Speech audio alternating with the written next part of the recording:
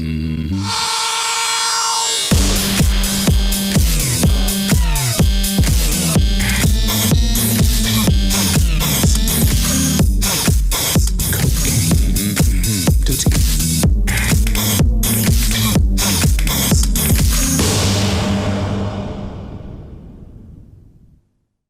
la prochaine interview, elle va être justement très caliente.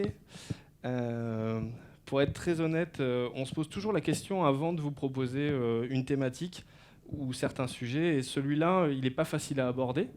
Mais en fait, Dorsel TV, le fait tellement de manière intelligente et que ça nous intéressait de vous proposer l'intervention de Ghislain Faribault, qui sera interviewé par notre monsieur loyal, notre intervieweur de choc, Damien Douani. Et messieurs, c'est à vous. Jingle.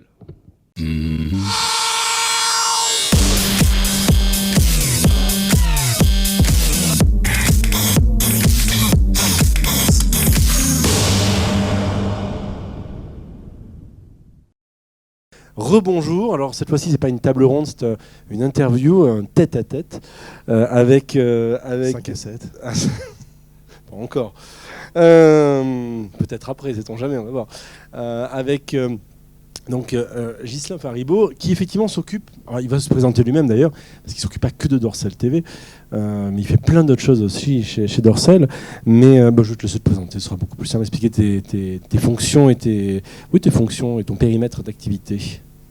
Bonjour, donc Ghislain Faribault, je suis vice-président média chez Marc Dorsel et je suis en charge de toutes les activités de contenu, donc c'est la production et les acquisitions, tout le digital, le web, le mobile, la VOD, etc.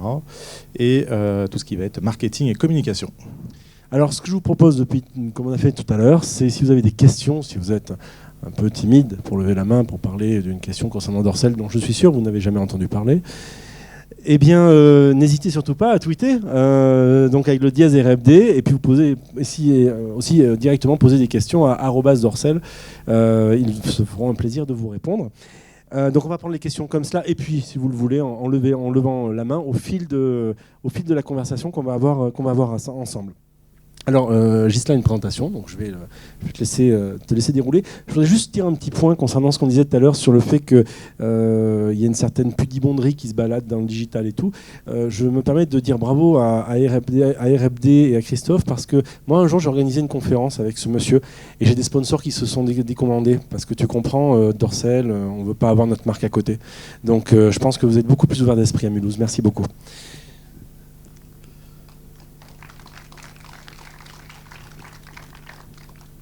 Alors oui, d'abord, c'était un peu pour détendre l'atmosphère, parce que le sujet peut être grave ou faire peur. Faut pas oublier que, en général, il y a des gens qui regardent nos films, ou en tout cas les films X en général. Et un sondage IFOP, c'est 83% des Français en ont déjà vu ou en regardent. Alors si vous connaissez les 17 autres pourcents, ça m'intéresse.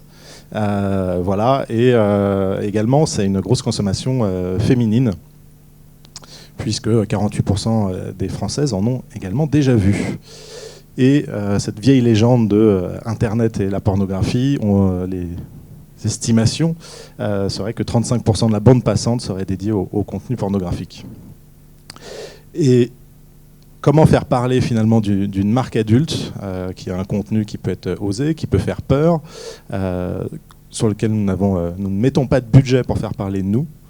Donc voilà, c'est ça que je voulais évoquer avec vous, c'était tout un tas de cas pratiques sur comment faire. Donc aujourd'hui, en fait, au-delà de parler de Dorsel, on va parler comment se faire parler de soi en ayant un budget de 0 € en marketing. Donc je pense qu'en plus, il va y avoir des choses très intéressantes à apprendre. Qu'est-ce que Marc Dorsel ? Marc Dorsel, finalement, c'est une petite PME familiale. On est un peu moins de 50 collaborateurs. Et pour autant, on est connu par plus de 50% des Français. Alors, chez les Français, c'est plus de 75%. Et chez les femmes, nous font baisser un peu le taux. C'est un sondage IFOP également. Et finalement, pour une petite PME française, on s'exporte dans 56 pays. Ce qui est pas mal. Et pourquoi que 56 finalement ? C'est qu'en général, les autres n'autorisent pas la pornographie. Voilà, il faut l'expliquer. Et effectivement, on dépense 0 € en publicité. En chiffres, rapidement, c'est 27 millions d'euros de chiffre d'affaires. C'est plus de 800 films en catalogue. C'est plus de 36 films qui sont produits par an. C'est 3 chaînes de télé sur une trentaine de pays en Europe. Nous sommes le producteur européen le plus récompensé à travers le monde. Et également, qui peut vous amuser, les films sont faits en 13 langues, car oui, il y a du dialogue, il y a des langues. Voilà.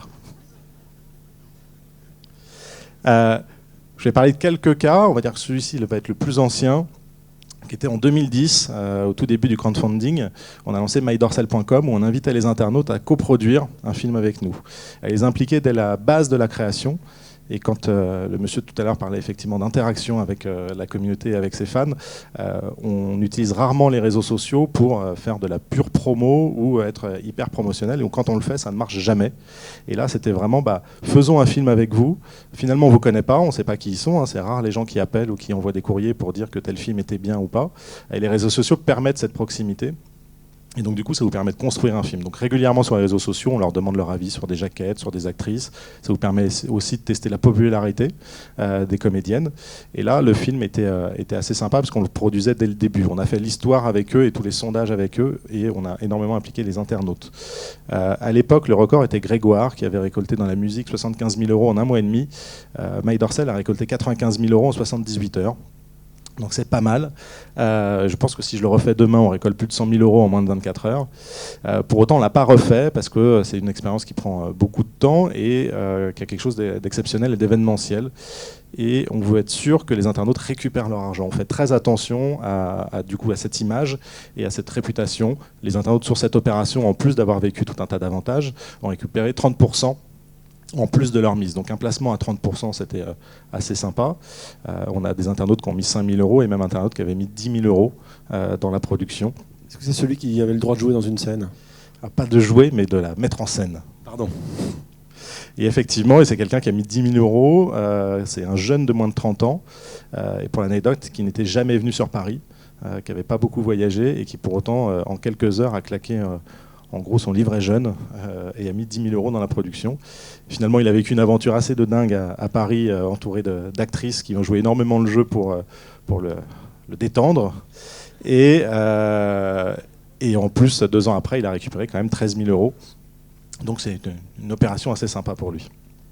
Et on ne l'a pas refait parce que voilà, si on n'est pas sûr de pouvoir amortir, c'est des films qui coûtent très cher à faire et c'est très dur d'amortir les productions. Et donc du coup, on ne l'a pas fait pour finalement produire des films parce qu'on n'avait pas besoin, on est auto-financé à 100%. Et là, on a un risque que si on se plante sur le film et que les internautes ne récupèrent pas d'argent, ils auraient du mal à comprendre que la société Marc Dorcel fasse de l'argent, mais que ce film-là soit planté. Or, le métier de producteur, on ne sait pas forcément si les films, combien ils vont rapporter.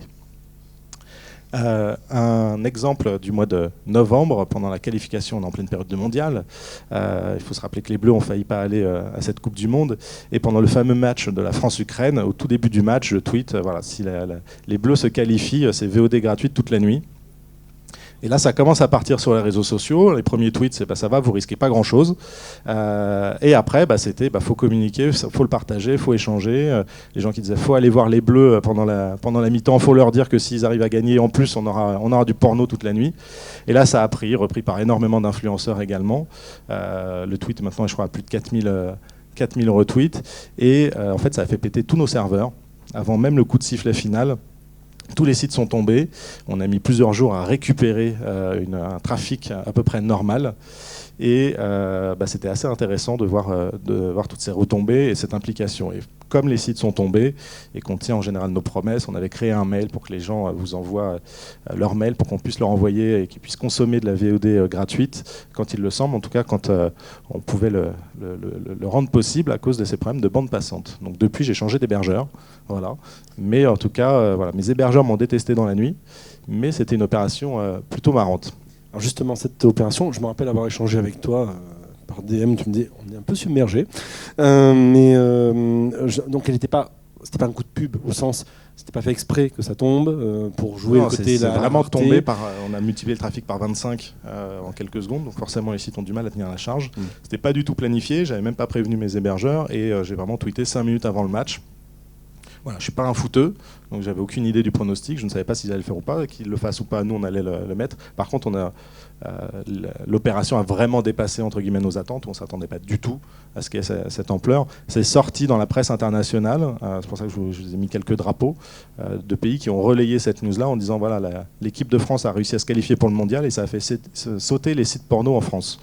Voilà, ça a beaucoup amusé. Ça améliore notre image ou ça la conforte. Tu as chiffré les retombées, ce que ça avait pu faire, même si c'était pas forcément fait pour, mais il y a quand même des retombées quand on a tant de pays qui parlent de ça. Ouais, alors, en notoriété, en visibilité, c'était assez fou. C'est difficile à quantifier.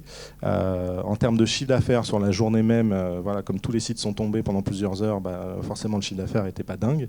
Je me souviens d'un tweet qui était passé d'un monsieur qui disait pendant ce temps, petite pensée pour tous ceux qui n'aiment pas le foot et qui pensaient se faire une petite soirée porno tranquille, et les Bleus ont foiré.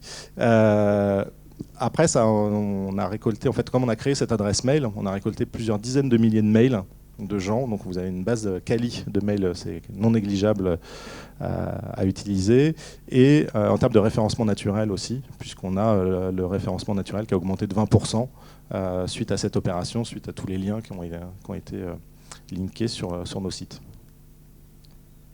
Et du coup, pour parler mondial, on a continué ces derniers temps, donc on a fait faire des ballons, des tenues de foot. Alors, je les avais prévus et la SNCF ne les a pas amenés jusqu'ici.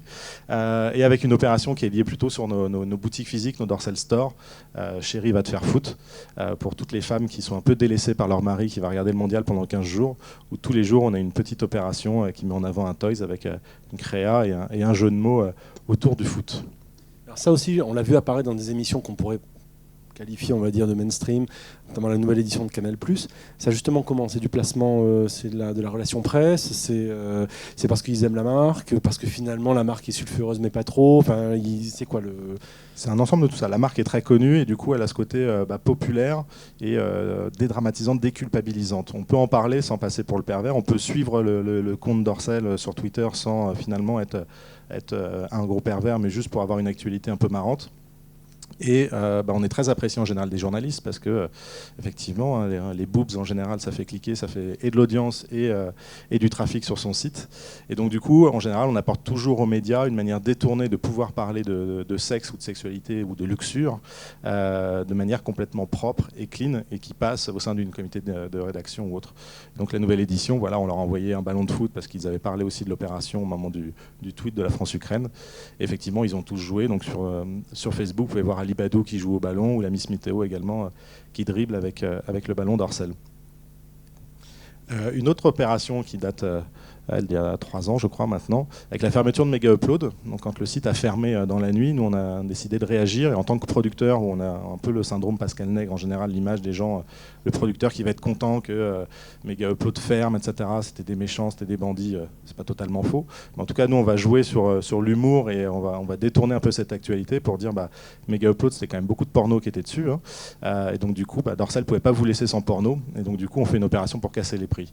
Et c'était pile au moment du lancement de Free Mobile et beaucoup de gens ont fait l'allusion avec les 2 € qui était l'équivalent du forfait de Free Mobile. C'est pas du tout une opération commune avec Free.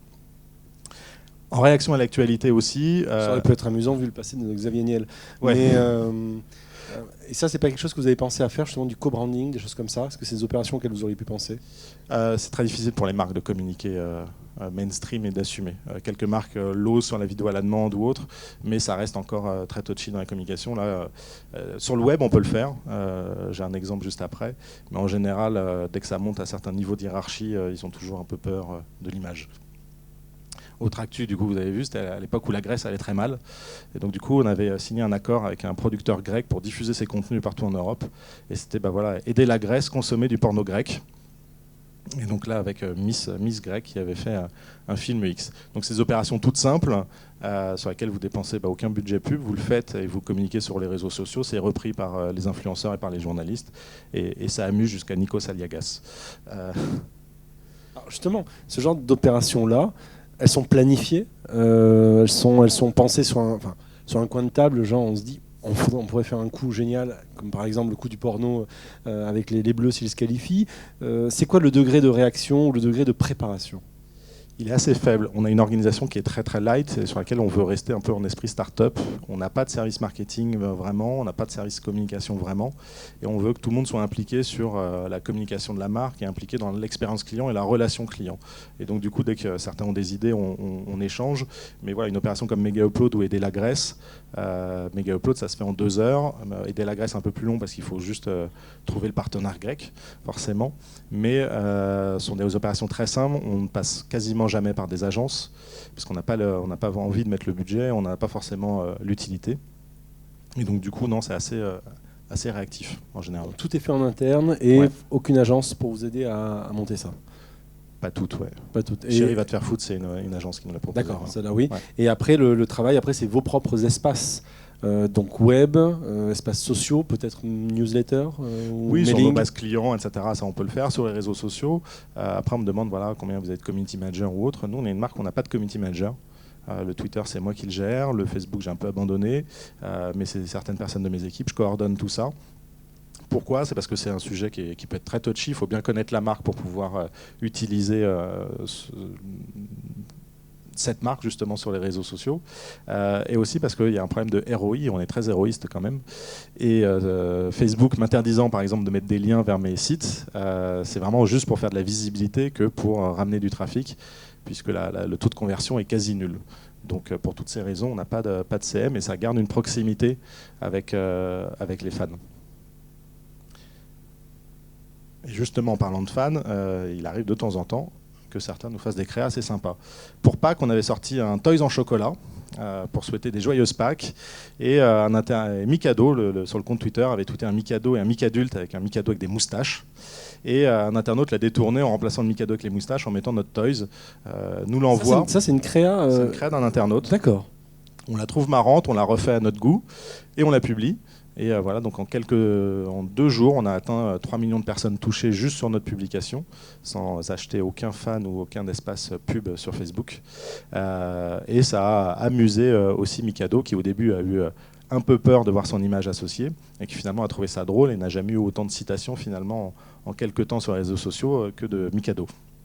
Et donc voilà, on a refait pareil avec à l'époque du buzz de la SNCF et de ses quêtes trop petits, un internaute qui avait fait une créa assez marrante en utilisant l'image de Rocco Siffredi qu'on avait diffusée et pareil qu'on a relayé sur les réseaux, qui a beaucoup marché et que j'avais envoyé à Rocco, et après j'avais transféré le mail de Rocco qui trouvait ça très drôle à l'internaute qui a fait la créa et qui forcément était ravi de voir son travail reconnu jusqu'à chez Rocco. Je ne sais pas si vous l'avez vu ce dessin, c'était de mémoire une photo de Rocco Siffredi qui disait... Le texte exact, je ne sais plus, mais oui, il était chef de produit. Il était ingénieur-chef ou chef, Voilà. chef de projet à la SNCF. C'était pour l'histoire des rails et des quais trop pas assez larges. Ensuite, des autres opérations RP qu'on peut faire pour faire parler de la marque sans finalement dépenser trop de budget. On a sponsorisé un motard au Dakar, le motard numéro 69. Là c'est pareil, c'est lui en fait qui a eu ce dossard et qui est venu nous voir en disant j'ai le motard 69, j'habite à côté de votre boutique à Nantes, ça m'intéresserait de faire un truc avec vous, etc. Donc la première année il est venu vraiment très tardivement nous voir, on lui file quelques goodies, on lui a payé un peu de sponsoring parce qu'il avait déjà tout son budget plein, mais voilà. Donc il est parti, en fait il faisait le Dakar sans assistance, et il a fini premier dans motard sans assistance cette année-là. Et en fait ce qui l'a beaucoup aidé, c'est qu'il a eu énormément de goodies, et en fait il s'en est servi comme monnaie d'échange sur le Dakar auprès de tous les mécaniciens pour obtenir des services quand il en avait besoin. Et du coup, la deuxième année, il a re-eu le dossard 69 parce qu'il l'avait demandé. Et du coup, on a fait un partenariat un peu plus large avec lui, avec des photoshoots avec notre égérie Anna Paulina. Et on avait même été jusqu'à l'arrivée à Lima du Dakar, où du coup, c'était un peu l'émeute en Amérique latine. On a eu beaucoup de retombées de presse en Amérique latine avec l'arrivée de cette actrice sur le Dakar. Et Hugo est un peu une légende sur le Dakar parce que du coup, voilà, il est sponsorisé par Marc Dorcel. Voilà. Et quand il est interviewé sur France 2, vous avez, il porte le t-shirt ou autre, ou même au Honda Show, il y avait eu un sketch sur Marc Dorcel sponsorise le motard numéro 69 de Dakar. Et donc gratuitement, pendant 5 minutes, vous avez France 2 qui publie votre marque en access prime time. C'est des placements sympas. Ensuite, on utilise beaucoup l'actualité pour détourner, pour parler de nous. Donc voilà, vous avez le fuck de la Saint-Valentin, vous avez la lettre du Père Noël. Alors je ne sais pas si la qualité... cher Père Noël, cette année, j'ai été vilaine, très vilaine, signé Lola.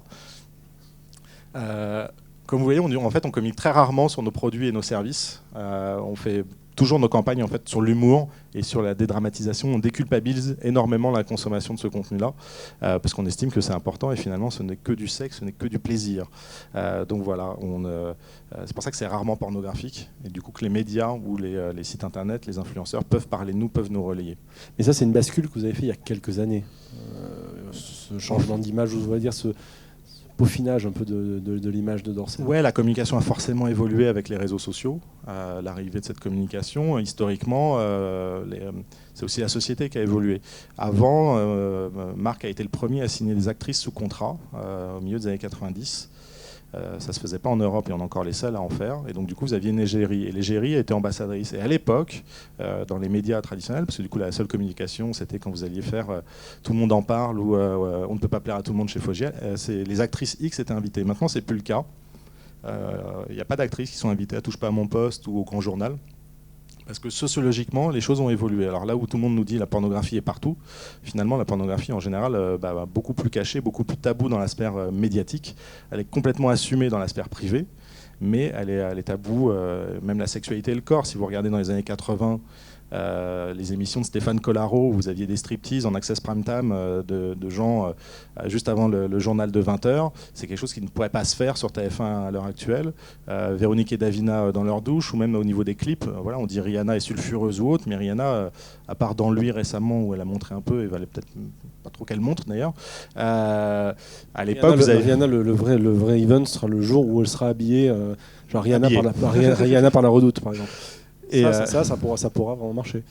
Et à l'époque, dans les années 80, vous avez Madonna ou Mylène Farmer qui étaient complètement nues dans leurs clips, etc. Et c'était complètement assumé. Finalement, maintenant, une Rihanna, c'est hyper soft par rapport à tout ça. Et aussi parce que sur YouTube, vous ne pouvez pas être diffusé si vous montrez des boobs, c'est interdit, etc. Donc, forcément, vous avez machinalement une communication qui est un peu plus bridée qu'elle ne pouvait l'être.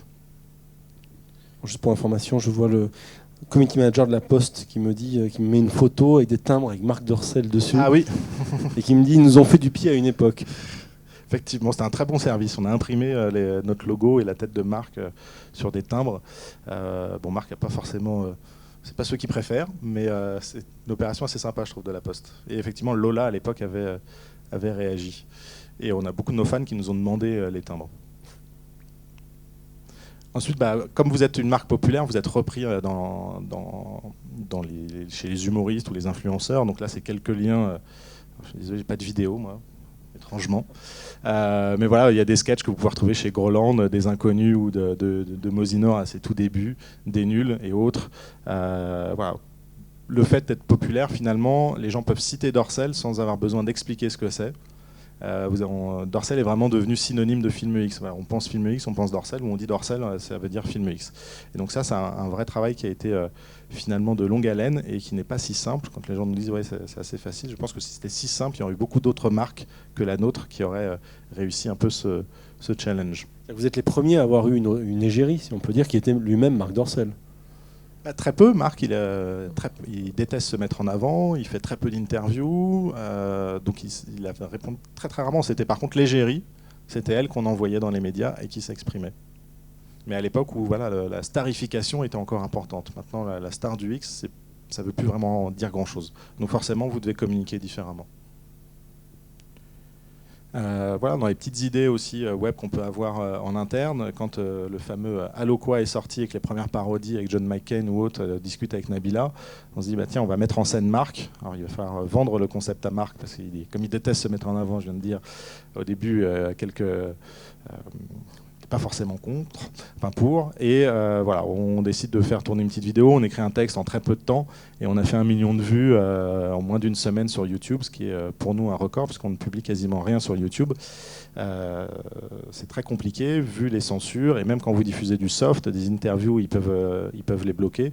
Donc voilà, c'est un réseau qu'on utilise très très peu, très très rarement. Mais en tout cas sur Allo Nabila, ça a bien marché. Et pareil, vous êtes repris dans énormément d'émissions de télé derrière, jusqu'à Télématin, qui diffuse cet extrait-là. Donc voilà, c'est une marque qui est un peu mainstream et qui peut parler à toute génération.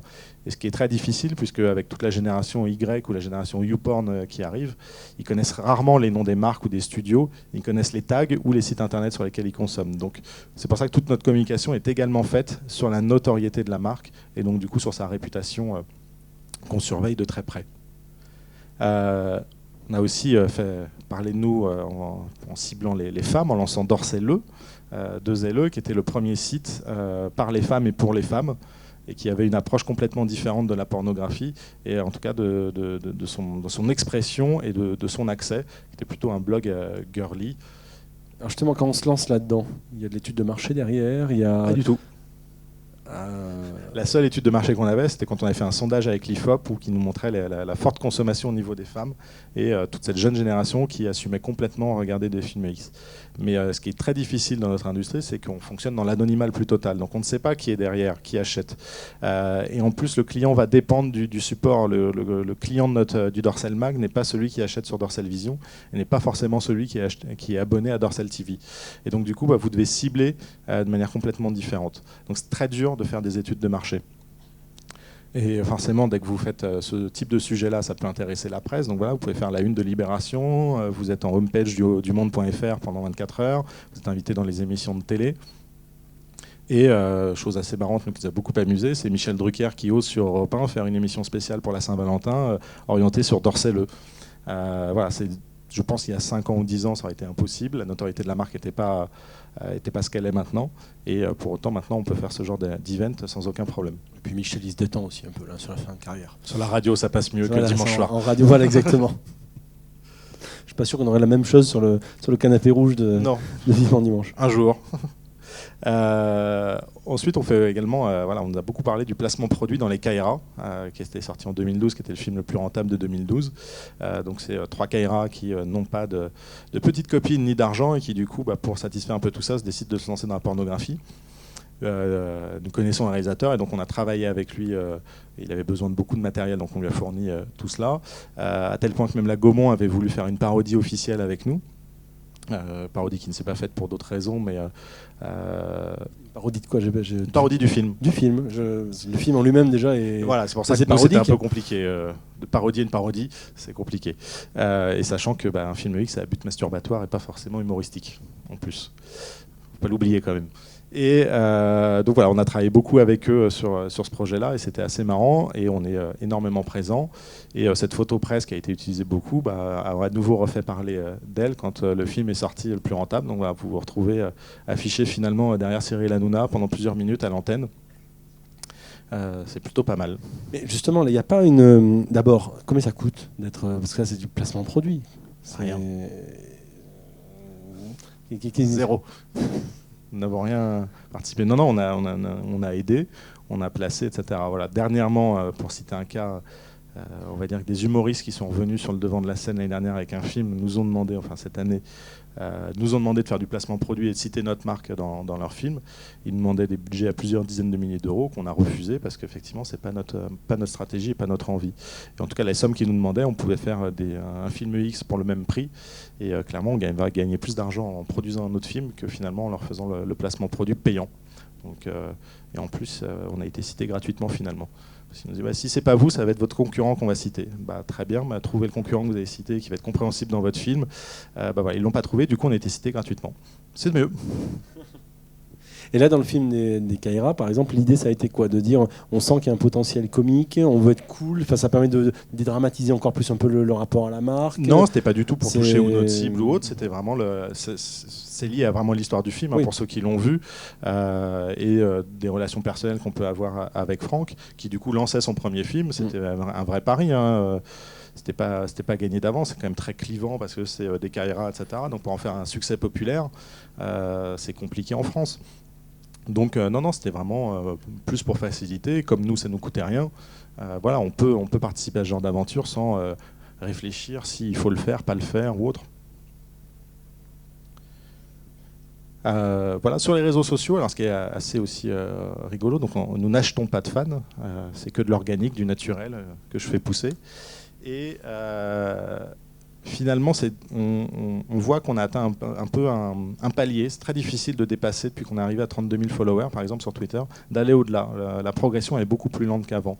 Il y a beaucoup de gens qui n'assument pas de liker ou de follower Dorsel. Surtout sur Facebook, il y a beaucoup de gens qui nous disent je peux vous suivre sur Twitter, il n'y a pas de souci, mais sur Facebook, avec la politique de confidentialité, du jour au lendemain, tout le monde va savoir que je vous suis, si je recherche un emploi ou autre, on peut penser que, etc. Donc voilà, il faut complètement l'assumer, il faut assumer quand vous likez, quand vous partagez un contenu. Il faut que vous soyez en phase avec vous-même avec ça. Et on ne communique pas du tout de la même manière sur Facebook et sur Dorsal. Sur Facebook, c'est beaucoup de l'autopromo. En tout cas, c'est beaucoup plus l'actualité. Sur le Twitter, c'est beaucoup plus généraliste et beaucoup plus humoristique, parce qu'on peut se permettre un peu plus de choses sur l'actualité du sexe et de la luxure au sens large. Justement, est-ce que le web de 2014 est plus puritain que le web d'il y a 10 ou 20 ans ? Il l'est énormément. Pourquoi ? Parce qu'il est influencé par la Silicon Valley, qui est très très puritaine. Je peux parler des exemples d'Apple, par exemple, où vous avez un Steve Jobs qui va militer pour dire qu'il n'y a pas d'application porno sur un iPhone, et donc il n'y a pas de porno sur un iPhone. Sauf que Steve Jobs, il n'est plus là, mais en tout cas, il aurait mieux fait de travailler sur un système de contrôle parental du téléphone, ce qu'on trouve beaucoup plus logique et ce qui devrait exister, et ce qui n'existe pas, plutôt que de verrouiller l'Apple Store, parce que finalement, je vais sur Internet et je vais lancer n'importe quel site, et du coup, votre enfant de 12 ans peut accéder à n'importe quel contenu. Donc vaut mieux qu'ils brident ça plutôt que finalement de brider les adultes qui voudraient avoir des applications adultes qui ne peuvent pas en avoir. Donc forcément, vous-même, vous ne pouvez pas faire d'application. Il y a plein de business qu'on peut pas faire.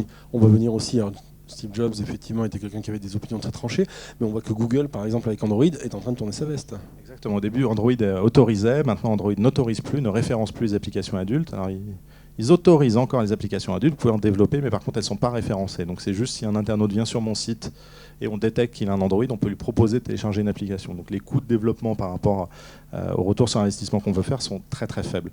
Et Google est vraiment en train de changer. La suggestion spontanée a été supprimée sur les contenus adultes et la semaine dernière, ils ont annoncé qu'ils allaient certainement supprimer l'AdWords aussi pour l'adulte, en plus d'avoir limité énormément le référencement naturel. Ce qui est compliqué quand vous êtes un producteur, vous avez des offres légales et qu'à côté de ça, vous avez toutes les offres pirates et donc illégales qui, elles, sont beaucoup mieux référencées que vous, alors que finalement, Google fait la promotion d'activités un peu tendancieuses. Ce ne sera pas la première fois. J'ai une remarque ici de Baptiste qui me dit on parle beaucoup de campagnes réussies. Est-ce qu'il y a eu des échecs ou des demi-teintes ? Oui, alors on apprend forcément des erreurs. Au tout début, Twitter, on ne savait pas trop comment le gérer, comment le faire. Il y a eu un bug au début, mais on n'a jamais eu de bad buzz vraiment. Même on n'a jamais eu. Du bois. Mais non, on apprend. Après, il y a des opérations qui prennent beaucoup plus fortement qu'on ne peut l'espérer. Le tweet de la France-Ukraine, on ne pensait pas que ça allait être à ce point. Et il y a des opérations auxquelles on croit et qui finalement font un flop total. Donc voilà, on apprend au fur et à mesure. On sait que effectivement, dès que c'est de l'humour, de l'autodérision ou autre, on peut toucher facilement. Si je mets la photo du dernier film qu'on vient de sortir, j'ai très très peu de partages ou de retombées sur mes sites, etc. Par contre, si je vais réagir à une actualité, là, effectivement, on a beaucoup plus d'audience derrière. Est-ce qu'il y a des questions ? Parce que j'en ai pris quelques-unes là sur Twitter, mais vous en avez peut-être en vrai. Faites pas les timides. Ah si, ils font les timides. Ah, c'est dingue. Il y a la première question pour Pierre-France. À quel endroit ? Devant toi. Pardon. Il n'a pas de micro.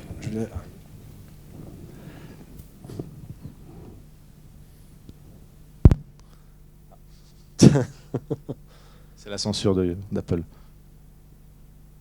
Justement, ça me paraît extrêmement intéressant ce que vous avez évoqué là, en fin d'intervention sur la censure qui sévit sur le net. C'est un problème qui nous concerne tous. Vous en êtes victime dans l'industrie qui est la vôtre, mais c'est quelque chose qui peut largement s'étendre et c'est quelque chose qui est vraiment grave. Mais bon.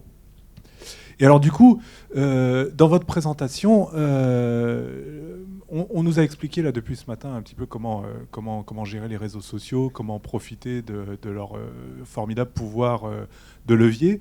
J'ai l'impression que ce que vous nous avez expliqué, c'est surtout comment faire sans, en fait. Comment les éviter, vu qu'effectivement, vous êtes victime de censure sur ces espaces. Et ça, c'est quelque chose qui est aussi intéressant, parce que vous avez en fait une communication... alors, c'est vrai que vous avez eu des beaux coups sur les RT, etc., mais vous avez une communication qui est finalement assez traditionnelle, passée par la télé, par le sponsoring, qui sont des modes de communication assez tradis. Et alors je me demandais si, est-ce que pour dépasser Facebook et Twitter, est-ce que vous étiez allé voir d'autres réseaux sociaux en se targuant de votre base client, quoi, qui est quand même puissante. Je sais pas, moi je pense à des réseaux comme Pinterest par exemple, ou si sur YouTube ça marche pas, est-ce que sur Vimeo ça marche, ce genre de choses? Alors Vimeo c'est pareil, interdit la pornographie, donc vous pouvez l'oublier. Pinterest également, Instagram également. Voilà, le plus libre c'est encore Twitter. Alors il y a un risque, ils viennent de censurer aussi la pornographie sur Vine, donc peut-être qu'un jour ça arrivera aussi sur Twitter. Après, c'est juste le support qui a changé. Nous, on n'utilise pas la télé parce qu'on passe pas de pub en télé. Par contre, ce sont nos coûts, entre guillemets, et les buzz qu'on peut générer sur le web qui sont repris en télé. Mais ça, c'est pas nous qui le demandons, ou c'est quand on le fait, on ne sait pas forcément si ça va vraiment être repris. Donc c'est un risque. Mais la censure est vraiment partout, et donc du coup, notre industrie, souvent on me demande, oui, c'est quoi, quelle est votre vision à 2 ans, à 5 ans ou autre. Nous, on n'a pas de business plan et on n'en veut pas. Et on travaille qu'à 3 mois. Un peu en mode start-up, parce qu'on a besoin de pouvoir réagir et d'être très très souple. Pourquoi ? Parce que demain, je peux avoir une nouvelle loi du CSA ou autre qui va brider certaines choses, qui va remettre en cause énormément de business, ou demain, on peut avoir une taxe fiscale qui va tomber. Et les premiers sur qui ça va tomber, c'est nous, parce que nous sommes français, installés en France, on a pignon sur rue.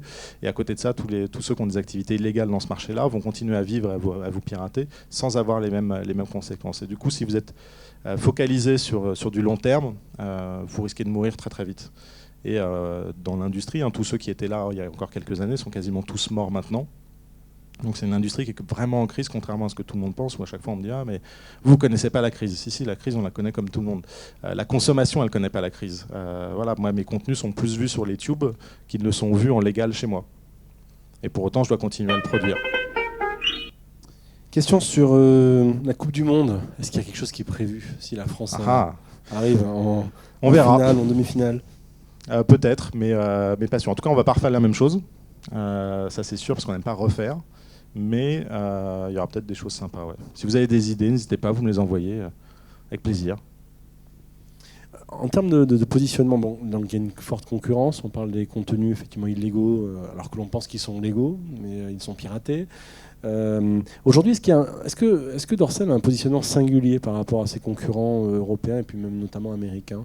Et c'est une manière pour vous de continuer à tracer votre chemin parce que vous êtes sur un positionnement plutôt haut de gamme. Et est-ce que ça a réussi à élargir votre champ, votre notoriété? Oui, mais est-ce que vous avez réussi à élargir aussi votre consommation, vos clients, à quelque chose de peut-être un peu plus mainstream ou grand public? On ne se sert pas des tubes. Et les tubes, on a souvent tendance à penser que c'est des sites tout à fait légaux parce que tout le monde vous en parle, sauf que c'est des sites qui piratent tout le contenu et qui le piratent volontairement, qui viennent le chercher chez nous parce qu'ils ont besoin de générer un maximum d'audience, etc. Donc on ne se sert pas du tout de ces audiences-là. On veut pas du tout mettre le petit doigt là-dedans parce qu'on sait que c'est très dangereux et du coup on ne se sert pas du tout de ce levier, de cette forte audience qu'ils ont, parce qu'ils ont des audiences qui sont beaucoup plus dingues que les miennes, pour se servir de ça. Et du coup, après j'ai oublié ta deuxième question.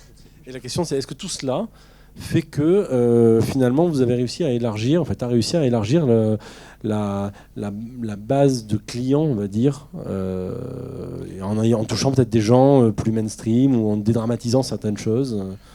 Oui, alors c'est très difficile à quantifier. Ça se voit quand même sur les ventes, j'imagine, ou ça se voit sur, je sais pas, les produits dérivés ou autres, des choses comme ça. Tu le vois sur la notoriété de la marque, oui. Et donc du coup, fatalement, il y a beaucoup plus de gens qui ont envie de porter, je sais pas, un t-shirt Marc Dorcel ou autre, mais on sait pas qui ils sont derrière. Après, c'est par support. Plus on va lancer, l'adulte, c'est un peu un marché de millefeuille. Plus vous allez lancer des supports différents, vous allez toucher une cible de clientèle différente, et donc du coup, vous allez accroître votre chiffre d'affaires. C'est pas du tout le client, le consommateur adulte, le portrait type, c'est celui qui est abonné à des chaînes de télé et qui est abonné au magazine et qui en plus regarde sur Internet et qui est abonné sur Twitter.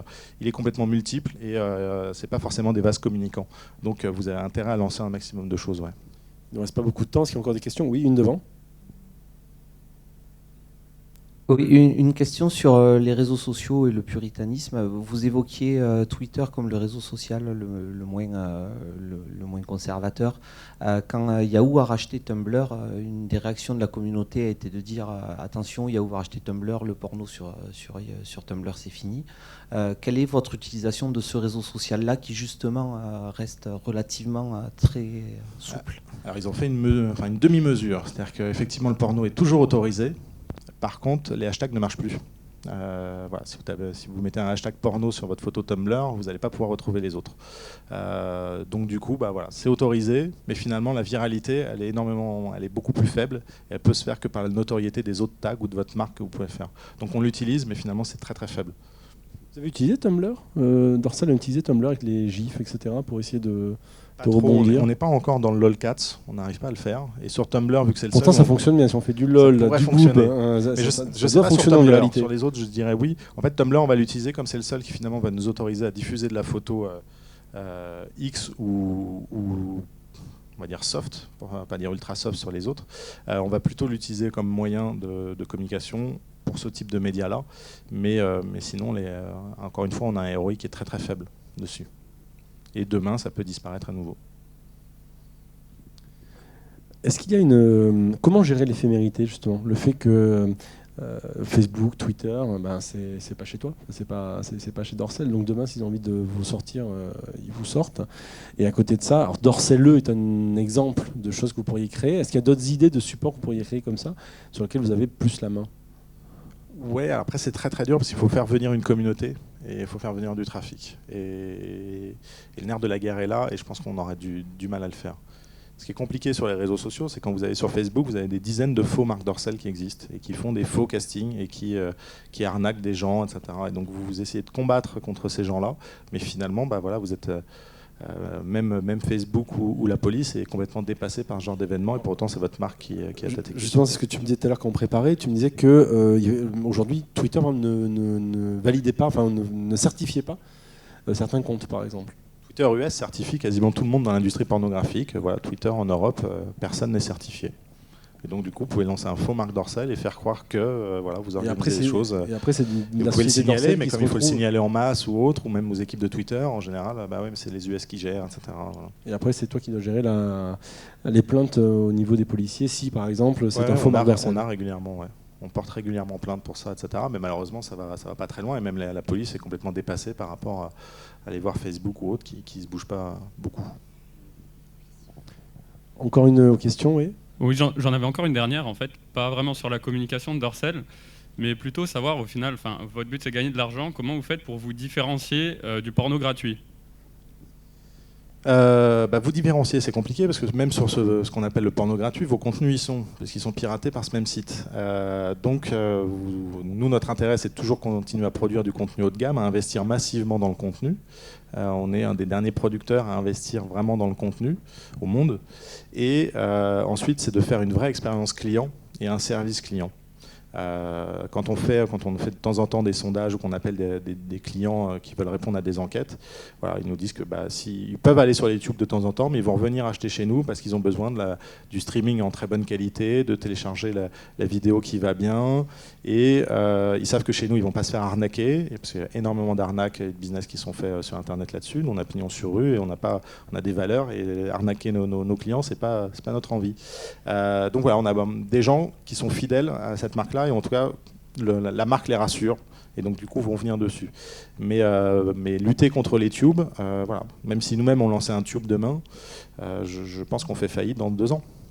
Et donc vous êtes plus dans une logique de fidélisation que de conquête de nouveaux clients?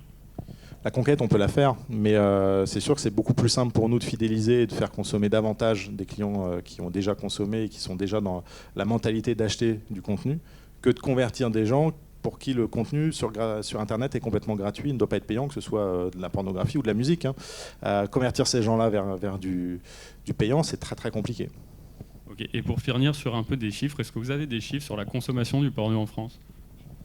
Non, parce que tout dépend de ce que vous appelez pornographie, les audiences, etc. Non, il n'y a pas de...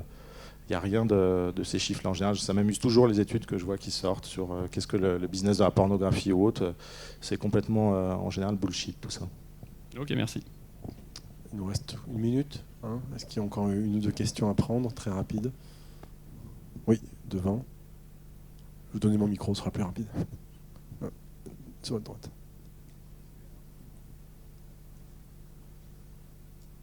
J'ai une question un tout petit peu plus technique. Il y a quelques années, le top domain.xxx a été mis en ligne. Est-ce que ça a été pour vous je sais pas moi, havre pour vos contenus, ou est-ce qu'en fait vous l'utilisez pas pour quelles raisons? Est-ce que vous avez candidaté pour en acheter d'ailleurs? On les a achetés. En fait, c'est de l'arnaque complètement derrière. C'est un organisme qui s'est pris la propriété du triple X et où il faut l'acheter. Les noms de domaine coûtent très cher. Or, finalement, un .com, .fr, de toute façon, vous devez tous les acheter, sinon vous faites parasiter votre marque. Donc on l'achète parce qu'on est obligé finalement de l'acheter, mais ça sert à rien, voire même en plus le côté idéal qui était basé derrière, c'est de dire ça va permettre aux moteurs de recherche et aux filtres parentaux de reconnaître tous les sites adultes. Sauf que vous n'allez jamais empêcher les gens, ceux qui ont pignon sur rue et qui font des activités propres comme nous, finalement vont respecter ces lois parce que c'est normal, mais à côté de ça, vous allez avoir tous les autres qui ne vont pas le faire, et donc du coup, ça ne va de toute façon servir à rien. Donc on s'est plutôt pris au chantage de devoir les acheter sur tous nos noms de domaine qu'autre chose que de s'en servir, et on communique jamais dessus, parce que de toute façon, les gens ne connaissent même pas, et c'est pour les 3/4 des Français, c'est .com ou .fr, et puis c'est tout. Donc malheureusement, c'est pas du tout une solution, en tout cas, c'est pas aller au-delà. Mais c'était vraiment très obscur, les conditions d'attribution de ces triple X. Eh bien, on va clore cette session. Ça c'est juste, on va glisser sur Twitter qu'aujourd'hui c'était la journée du naturisme, donc comme quoi il y a des On le savait en fait. Tout était parfaitement bien organisé, maintenant on peut le dire. En fait, merci beaucoup. Merci beaucoup. Et surtout merci. Merci.